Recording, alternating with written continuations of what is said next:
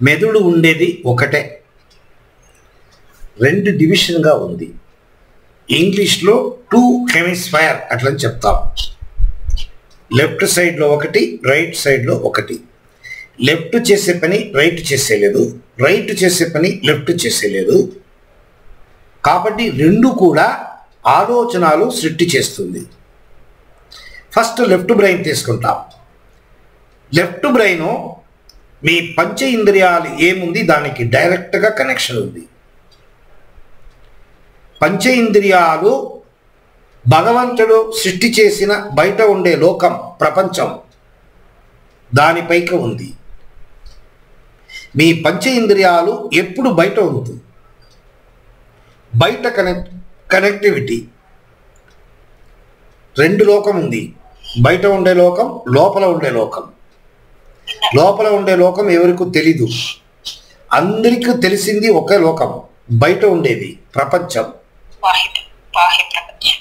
బాహ్య ప్రపంచం ఏమి భగవంతుడు సృష్టి చేశాడు దానికి డైరెక్ట్ కనెక్షన్ పంచ ఇంద్రియాలకు ఉంది.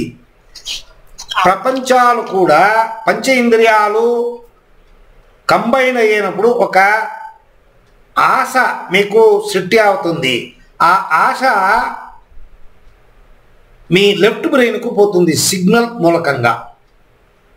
లెఫ్ట్ బ్రెయిన్ అనలైజ్ చేస్తుంది, ఇది ఏమిది, ఆడబిడ్డ, మగబిడ్డ, కారు, బస్సు, ఇది పండు, ఇది తరకారీ, ఏమో ఒకటి, అది ఏంటికి వచ్చింది అట్లా అనలైజ్ చేసి వచ్చిన ఆ సిగ్నల్ రైట్ బ్రెయిన్కు పంపిస్తుంది. రైట్ బ్రెయిన్ బ్యాక్ సైడ్లో చిత్తా అట్లా ఒక పోర్షన్ ఉంది. మెడులా ఒబలాంగట అట్లని చెప్తారు మెడికల్ ఫామ్. మెడులా ఓబలాంగట, మెడులా ఒబలాంగట అని పేరు దీనికి. చిత్తా, చిత్తా అనేది సంస్కృతం తెలుగు భాషలో చెప్పేది చిత్తా. ఆ చిత్తాకు మెడికల్ పేరు ఏమంటే మెడులా ఒబలాంగట, బ్యాక్ సైడ్ లో ఉంది, రైట్ బ్రెయిన్ బ్యాక్ సైడ్.